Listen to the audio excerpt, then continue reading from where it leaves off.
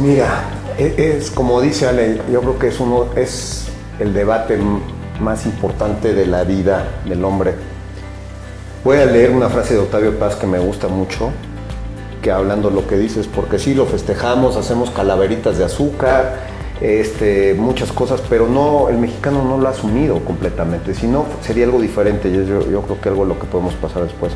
Si la indiferencia del mexicano ante la muerte se nutre de su indiferencia ante la vida. Cada vez que la vida pierde significación, la muerte se vuelve intrascendente. Y por último, el respeto a la vida humana que tanto enorgullece a la civilización occidental es una noción incompleta e hipócrita. El culto a la vida, si de verdad es profundo y total, es también culto a la muerte. Una civilización que niega la muerte acaba por negar a la vida.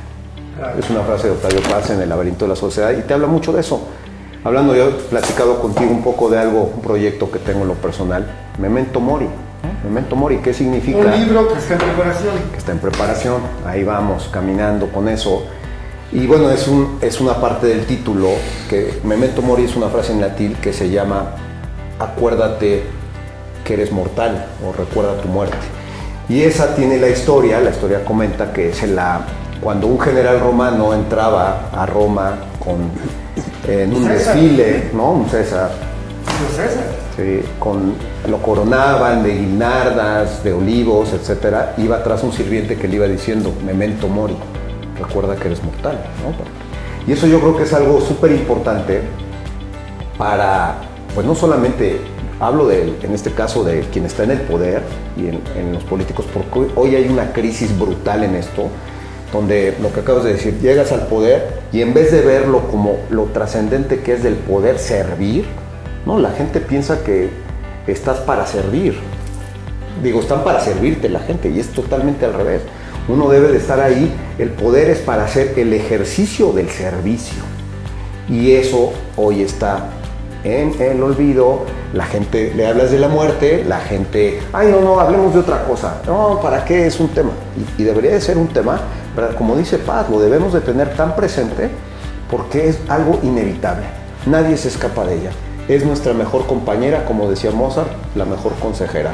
Y hablando de lo que dices, te recomiendo mucho que leas a una doctora científica que murió hace unos años, Elizabeth Kubler-Ross, que ella pasó su vida junto a personas en vías de morir, ¿no? Con enfermedades, pero adultos, niños, viejos. Y ella dice una frase muy bonita en este libro. Hay un libro que se llama La muerte, un amanecer. Es un libro muy pequeño, muy bueno.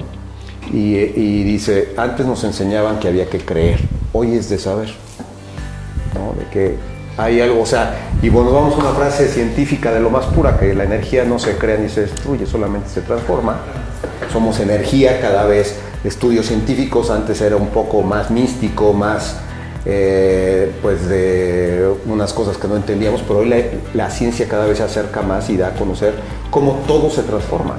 Todo el universo que somos, los científicos dicen, somos polvo de estrellas, estamos constituidos del chon, carbono, hidrógeno, oxígeno y nitrógeno, como todos los seres humanos. Entonces es un tema de ir y a lo mejor regresar y vuelves y una estrella cuando se convierte en una supernova y explota y se destruye esa estrella, forma nuevas estrellas. Y diamantes. Sí, yo creo que es todo un tema, tanto que por ejemplo uno de los libros, hay dos libros en los últimos 10 años probablemente de los más importantes en toda cuestión política. El primero de ellos es de Acemoglu, de cómo por qué fallan las naciones, y el otro es de Ziblatt y Levitsky, que es cómo mueren las democracias, ¿no? Es decir, hay esta percepción que incluso políticamente estamos en un proceso final, ¿no? Es decir, el mundo está cambiando de tal forma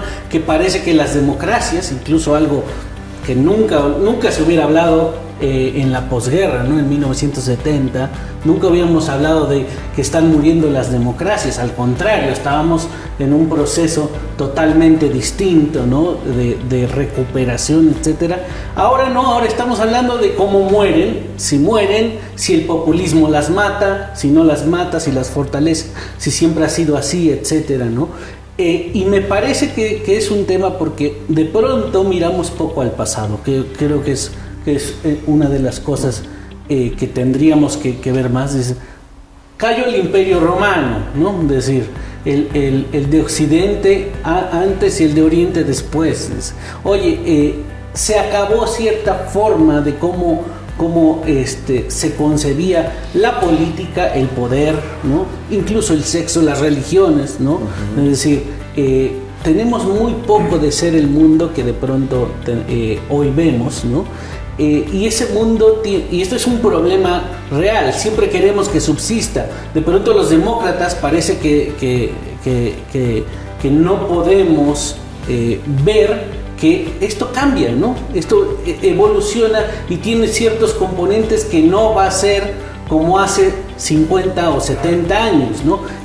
La voluntad tiene límites, es provisional.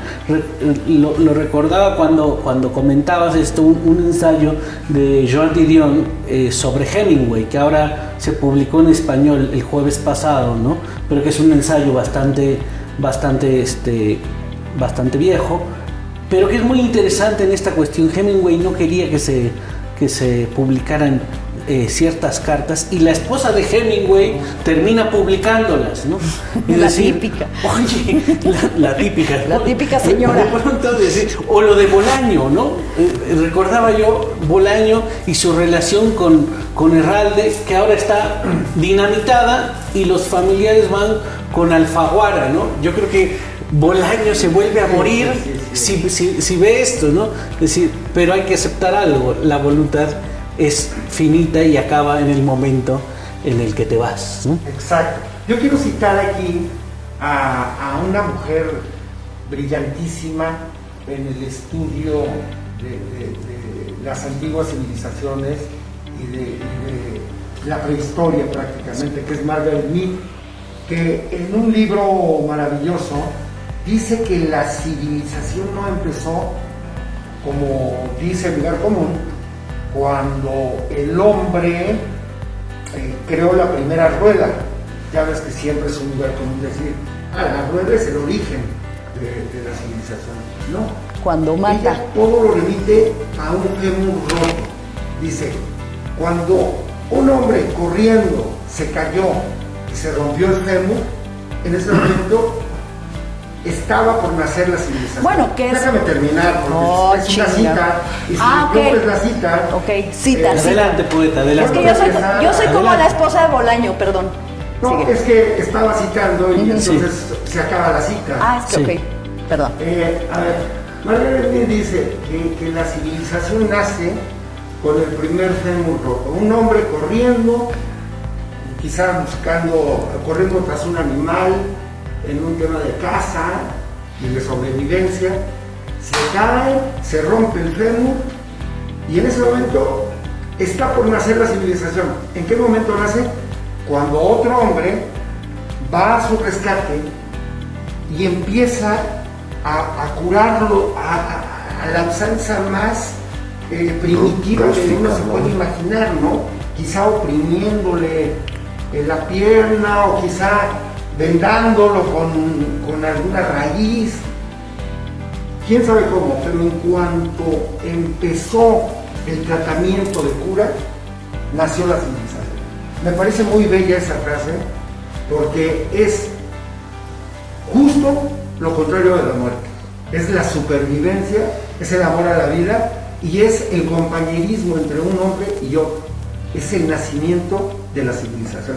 Ahora sí, negra. Bueno, gracias por la cita tan extensa. ¿qué les parece la más bien, cita? más bien Es fue que una, no- más bien fue una imagen, porque lo contaste a tu manera. ¿Pero qué les parece la cita? Muy bella, No me digan que Sí. no. bellísima. tiene mucho. Pero yo es que soy más negativa que tú por siempre. Entonces, esa imagen te remite evidentemente al inicio de Odisea del Espacio 2001, donde el chango, ¿no? El primer mono que descubre un hueso y se da cuenta que matando al otro se vuelve líder de la manada, ¿no? O sea, el nacimiento del poder también Que viene... también es una imagen muy bella. Sí, es una imagen bellísima. Pero no niegues la belleza de esta imagen. Ah, no, sí, de esa imagen, porque no citaste textualmente, creo. Ah, bueno. Te nos extendiste un poco.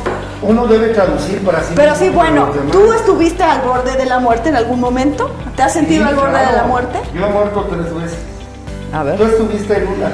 Sí. Chin, no le di Ah, no, un último empujón, no, caray. Tú estuviste en 2. Es que yo creo que al final son dos caras de la misma moneda, ¿no? Me parece que es Kant y Hobbes, ¿no? Al final, de decir, oye, la bondad o la maldad, pero es decir, al final es solamente por donde lo mires, ¿no? Lo que tú decías, entiendo más en este sentido de la comunidad, ¿no? Decía hace poco, sacaba un libro Byung-Chul Han, ¿no? el filósofo surcoreano alemán o alemán surcoreano, sobre que estamos perdiendo esta parte, ¿no? de comunidad, y eso es, por eso está cambiando, ¿no? Y por eso va a morir la democracia y el país o los países como los conocemos, porque al final de cuentas la forma en la que nos relacionamos es distinta, y la forma que nos relacionamos incluso con la muerte es distinta. Voy a poner un ejemplo. Fue muy común, no solamente en este país, sino en muchos países, por ejemplo, es decir, que se siguieran velatorios vía Zoom, por ejemplo, porque el virus no nos permitía acudir al velatorio, ¿no? Entonces, de pronto, incluso ese acercamiento con la muerte me parece tan idealizado en este país, ¿no? Me parece más un drama, una escenificación dramática que una asunción de la finitud de la vida, ¿no? Me parece que incluso ese acercamiento con algo inevitable ha cambiado y está cambiando, ¿no? Así es. A ver, tú, Toño, que tienes una visión un poco romántica también de lo que es la muerte. Pese a que Mira. no eres ni poeta, ni músico, pero tienes una visión ciertamente romántica. Mira, yo creo que es algo, la muerte es definitivamente tu compañero o compañera inseparable. Así lo debemos de ver. Y algo que nunca cambia, que nunca va a cambiar, es la ley del cambio. Esa siempre se va a mantener constante, ¿no? Siempre estamos en una evolución constante. Entonces, si el ser humano logra identificar eso, yo te voy a decir, en lo personal a mí no sabes cómo me ha servido, porque decisiones difíciles en mi vida las he tomado acostado, pensando que ya me voy a morir en mi lecho de muerte. ¿Sí te ha pasado? ¿Sí? Para tomar decisiones, a eso me refiero. Decisiones que estoy enfrente y que luego tienes, hijo, ¿qué hago? Esto, las consecuencias. Y las he tomado teniendo la muerte como consejera y diciendo, a ver, ya me voy a morir, porque algún día ese día va a llegar, Claro. ¿no? ¿Cómo me siento tranquilo con la decisión? Me siento, no pienso, porque como seres humanos muchas veces vemos el cerebro, pensamos, analizamos, sí, analíticamente y eso, pero la sensación es mucho más extensa. Entonces, con lo que te sientas tú tranquilo, esa es la mejor decisión para ti. Y ya no debes de andarle tanto, o sea, porque la sensación involucra, por supuesto, el pensamiento, pero involucra más cosas. Es lo que a veces dicen que el corazón, cuando hablas del corazón, la gente piensa que eres débil. No, la gente que piensa y que se va al corazón. Hoy está demostrado científicamente que el cerebro tiene el corazón tiene como un cerebro, y que las decisiones que tomas ahí son... Hay una frase en Braveheart que dice, tu corazón es libre, ten el coraje de seguirlas. Muchas veces somos presa del cerebro, de nuestra mente, y el corazón te dice siempre qué es lo que tú necesitas. O sea, corazón, me hablo de esa sensación, ¿no? Entonces, eso es algo que sí deberíamos de tener presentes. Y vuelvo a hablar, mira, uno de los temas, nuestra gente, nuestros gobernantes, son los primeros que deberían de ser la gente más consciente de esto. Porque tarde o temprano, como cualquiera, ¿no? Se van a ir. Entonces, ¿para qué estás en el poder? Para hacer algo que trascienda. Bueno, es un punto de vista, yo creo que podrá ser romántico, pero para mí, cuando hablas de esto, de estas cosas, pues es que es lo más pragmático. Mucha gente te dice, no, a ver, esas cosas, no. La gente no le evita, tiene miedo, y es lo más pragmático que tienes en la vida. Bueno, y tenemos un gran filósofo mexicano que es José Alfredo Jiménez, que escribió Camino a León, Guanajuato, la vida no vale nada. Empieza siempre llorando y así llorando se acaba. Sí, muy buena frase. Sí. Y ya se va por todos los que... O también como decía pues, Quevedo, ¿no? Decía, la vida empieza como termina, entre lágrimas y mierda. Sí. Bueno, es que yo soy muy negativa, soy un poco oscura. Yo me quedo con Quevedo. Entre meconios y lágrimas. Sí. Pero sí que la muerte, es interesante que la muerte no sea un pase a la impunidad, ¿no? O sea, es decir, tú odiaste o detestaste o no te llevabas con una persona y de pronto, híjole, se murió, entonces le empiezas a colgar atributos que no tenía, etcétera, etcétera. Entonces, pues yo digo que la tradición de Día de Muertos es más, está más cerca de la pachanga y del jolgorio que de asumir realmente la muerte, porque los mexicanos somos miedosones, sí, o sea, y aparte no tenemos una cultura hacia la muerte, no nos cuidamos, no hay prevención, no tenemos seguro de vida, o sea, vivimos en esa contradicción total. Esa frase de paz ¿sí? Es claro, directa, trascendente. Sí, no te valoras en vida, ¿no? Y a la hora de llegar, o como dice Monsiváis, que me encanta, que ahorita lo he estado escuchando, dice, finalmente el gran festejo de tu vida es el momento de tu muerte, es la culminación. Qué lástima que no puedas estar ahí para oír 10 minutos de lo que se dice de ti. ¿No? O a lo mejor sí estás, quién sabe. Aunque hay muertos que no hacen ruido, ¿no? Yo me acordé ahora de la no idealización, esa escena magnífica donde Francis Underwood va a la tumba de su padre, ¿no? Ah, esa es genial. Véala. La orina.